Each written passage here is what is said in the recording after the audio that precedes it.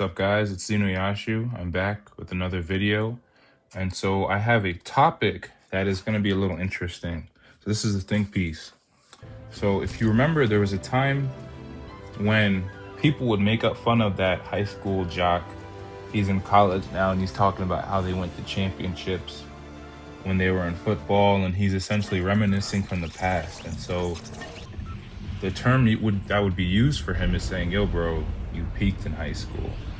Because after high school, maybe he didn't do well in college, maybe he still didn't stayed in his little hometown, and he's reminiscing about the past rather than making future notable memories or living a present day life that is notable to himself. And so the past seems more appealing than the present or the future for himself. And so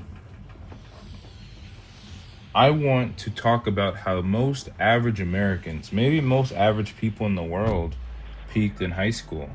And stay with me now. Don't get offended. I'm not attacking you. Hear where my train of thinking comes from. Okay. So the idea of peaking in high school is that through elementary school, through high school, you're expanding your knowledge base in a classroom setting. You're learning the textbooks, McGraw-Hill textbooks, owned by Robert Maxwell. But without going into that rabbit hole, yes, you're applying yourself to a certain learning system, learning format, and seeing how well you can excel in that format, retaining information, learning new information, and applying that information. You learn new information, you take a quiz to see how well you learn the information, you do the homework to expound upon that information, and you do a test to see how well you can learn the information and apply it. And so you have to understand that in high school, you were continually guided. You had multiple roles to play. You were multifaceted. And so you readily available to you were multiple teachers, principals, just staff members that were models, role models and mentors that you could seek out or reach out to. As an adult, you don't really have that unless you go and cultivate that and go out to seek it. So I remember teachers would say, this is going to be the easiest time of your life. Enjoy it while you can. And it's because you are so sheltered and guided. It does not mimic the real world. Also, having role models and mentors that you can literally talk out to, ask for life advice. You can go to the lunch guy. Certain schools had security guards. You could talk to the gym coach. You could talk to, if you did a sport, your coach. You could talk to the band musician. You could talk to the theater person. There were people you could reach out to and ask for advice, and they have their life advice, and they can help you make better decisions. As an adult, if you're not paying people or actively seeking that out and building networking and making connections, you don't have that. So that's in that regard. So then you were taking multiple subjects and developing yourselves, I hate to say, on a multifaceted level. So you were taking math, you were taking science, you were taking history, you were taking a foreign language, you were taking an arts class, you were taking a business class, an English class, you were doing a sport at the same time, you were in a club, you were playing an instrument, you were juggling multiple things at once and progressing in each and every aspect. You were growing in multiple areas of life. And high school is an example to show you that you can grow in multiple areas and aspects of your life. And for most people, most average Americans, that is the time that they grew most. After that, most people fall off and don't continue with an upward show of growth. And so the goal was your goal was to graduate. It was to get that high school degree. And you had teachers that were guiding you towards that goal. But what I'm trying to get at is high school had showed you that you are capable of handling multiple things while trying to reach a goal long term.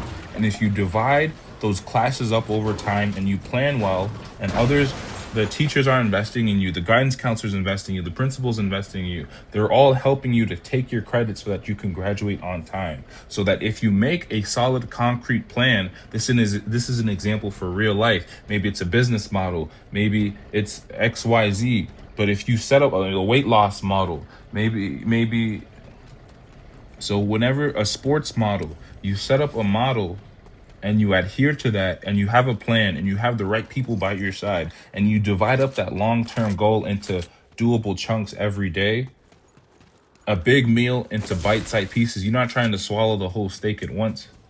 Pause. You cut up the steak into bite-sized pieces and break down the meal into digestible parts until you finish it, until you complete that goal. Okay.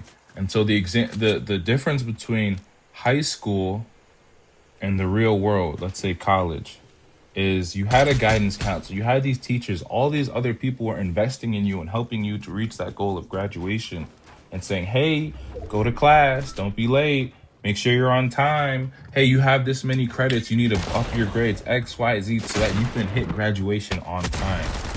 When you hit the real world, that leap into college is that you have to invest in yourself. Those teachers aren't there to invest in you. Those teachers from all different subjects, your coach isn't there to invest in you. It's really you pushing yourself. That guidance counselor, here, take these classes, make sure you're there and pass. If you don't, we make money off of you anyway. Same thing in the real world. So there is a big leap between the responsibility in college and the responsibility in high school. No one cares. And so you have to practice investing in yourself. You don't have that same chain of personal accountability. The people guiding you and micromanaging your own personal development and what you need to pass that grade year. And so in college, in the real world, I'll use college first, you have to track your own study time. You have to apply for the classes that you need. If you take a wrong class that doesn't apply to your major, you still got to pay for it. They don't care. You need to check what class you need for your major. Oh, you're getting I'm using biology because I have a biology degree. You're getting that biology degree and you accidentally took biology 204 instead of biology 203. Oh, you didn't need that one for your major specifically? You paid for it. It doesn't matter. You should have triple checked. And now you still have to take the 203 and you still have to pay out of pocket, or you got to pay that money back. And so you have to apply for your own classes. Like I said, you have to assess your own failures. If you're failing quizzes, if you're not turning in homework, if you're not doing too well on tests, you have to maintain your own grade point average, which is something fairly new to people who have never taken school seriously. And so, yeah, assessing your failures, turning in your homework, doing your quizzes and tests, whether remote or in person. You have to remind yourself that you have to be prepared. You have to prepare for what happens next instead of reactive like in high school, doing proactive. And if you were proactive in high school, that's great. But the majority of the country, as we see, isn't proactive. That's why college, if you Google it, look up the college dropout rates. Most people are not prepared from the switch from high school to college. And colleges are banking on that because you took out this 50K loan, you failed your classes, guess what? You still got to pay us back. Run me my money. And it's predatory loaning. You're loaning these little kids a absorbent amount of money and saying, hey, whether you get this degree or not, you pay us back. Whether you have a job or not, you pay us back. Whether you succeed or not, we're still making money. And and those interest rates are criminal. So selfish. And so you need to analyze your own performance rates and edit parts of your life where it needs to be tailored, be changed in order to meet your own personal success and make your goals. Whether that goal that goal is going to be to get your own degree, but also just in the job life, if you want to be good at your job. And now let's talk about the socialization aspect. So making friends is based on your own social skills. You need to practice that. Just like how you can work out and grow muscle, you can grow your social skills. I remember watching YouTube videos on how to be funny and how to hold a better conversation. The goal of a conversation is to make someone enjoy talking to you, and that way finding common interest, common ground, being a good listener, and making it so that they want to essentially have another interaction with you. Not that they're weirded out and they're like, yeah, I'm never talking to this guy again, but basic eye contact. I mean, talking with your hands, being able to listen, body posture, language, how to tell a joke, and just being overall pleasant. And so you need to practice making friends. And so in high school, you are thrust into this environment where you're all in the same class. In college, you go to class, we all leave. We aren't together 8 hours a day, having multiple classes together typically. And so you have to go out and make friends. You go to the gym and say hello to people. You go play the piano. You play sports. You do X, Y, Z. Maybe you like arts, maybe like music. You have to make your own hobbies and go out and find people to talk to. The same thing with the work life. We're seeing with this generation, oh, my social battery and anxiety compared to the last generation, our parents' generation, where they went out and find people with common values, which we have to do the same, but they didn't have, we have the phone. So we feel more connected, but we're more alone than ever. And so if you put I'd say if you put our generation, I'm 1998, versus our parents' generation, and put them in a room with someone, I'd say our parents' generation be able to socialize better because most of his generation, the phone, I can meet people off the phone. I don't even, and so that, thus, therefore, we're lonelier. So socialization, it was easier to make friends in high school because you were always together. Now, as an adult, as a grown up, thrust into a real job. You're thrust into college. If you want to make friends, it's on you, dude. So that's socialization. So you if have a desire for community and to find a group, you have to go and handpick individuals with common interests and values. And so, and then the bad part of that is that you have to go out and handpick individuals with common interests and values. You got to go out. And so the ball is in your court, essentially. You choose what move you want to make. You want to pump fake, you want to crossover, you want to jab, you want to shoot. It's all up to you. And so whether you fail or not, it's all up to you. And so that can be empowering, but for some people it's like, "Oh, I have to go and do the work and make friends." Like they've done for all of human history. Yes. And so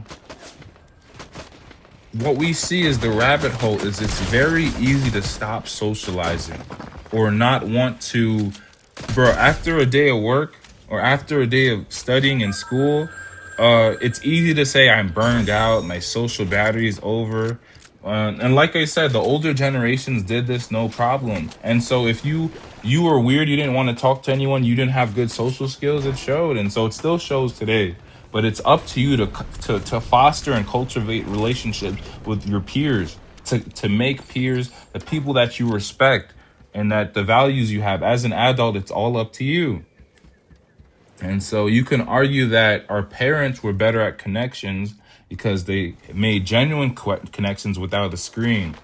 And so as most people grow up, they don't work to seek the same level of development in a multifaceted structure. So if I go to an 8 hour workday, more than likely than not, I'm not studying science. I'm not studying social studies. I'm not studying math. I'm not, after a long day at work, I'm not sitting down and be, okay, let me do my arithmetic.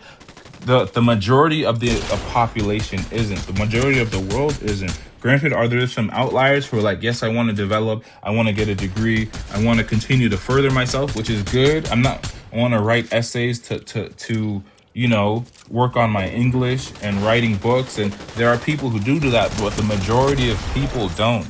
That's why I'm telling you, I'm pointing out something I see.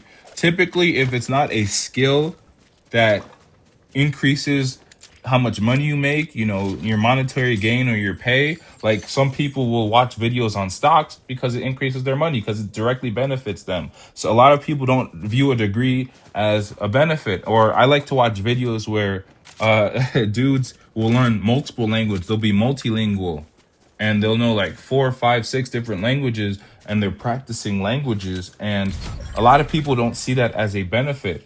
They don't want to travel to that extent or X, Y, Z. And so you got to do what's interesting to you, but essentially finding hobbies and working on your own personal development.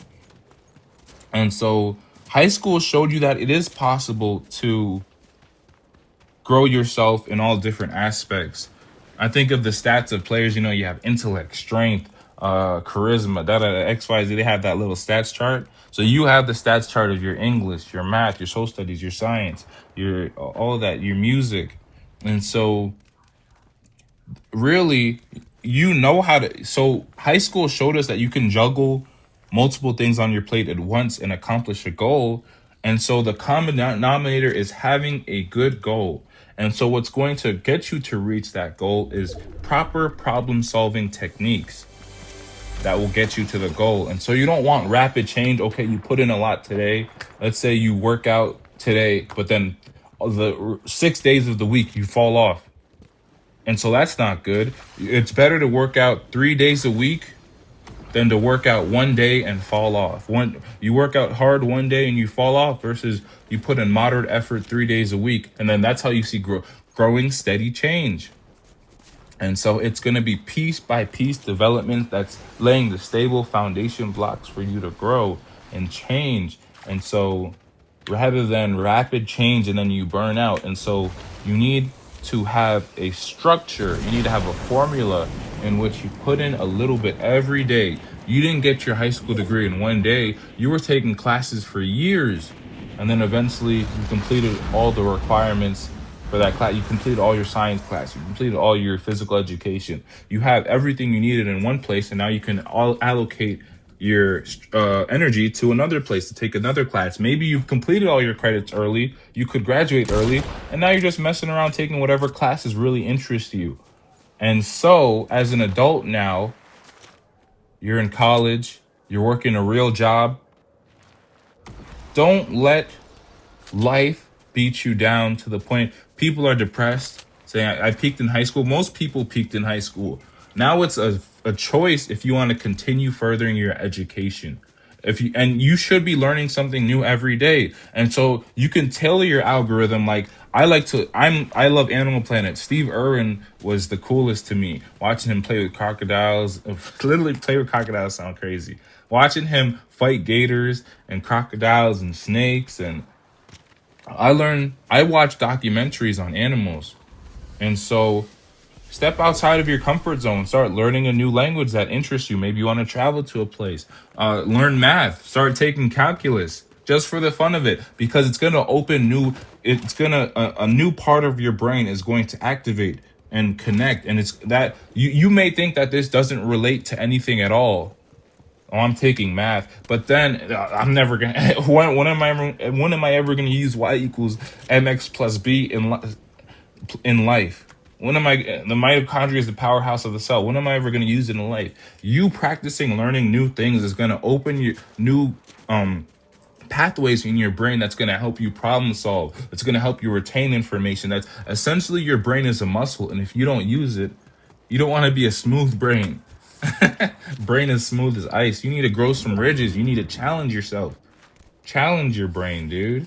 And so don't let yourself peak in high school. Most people do. And so think of all the things that you enjoyed. You was doing your sport, and you was playing an instrument, and you was bodying the math classes, and you was bodying the science classes. Maybe you didn't do so good in English, but you were juggling multiple things at once and showing that you can do it. And if you can do it once, you can ride a bike once. Guess what? The second time is you can do it again. The second time is easier. It's just muscle memory. Just hop right back on the bike and let yourself remember. So juggle things that are important to you. Don't let yourself just peak in high school. Become a well-rounded adult. Well-rounded in history. Well-rounded in math. Well-rounded in business. Well-rounded in stocks. Well-rounded in real estate. You can even add things, new subjects, because essentially it's you investing in yourself. That library is free. I know you got a local library you can go to. Step outside the house, read some books, go to your Barnes and Noble. Go figure out something that would interest you. You use cooking classes. You want to maintain your nutrition. You liked home ec. You like to sew. You like things that directly impact you. You like growing things in the garden.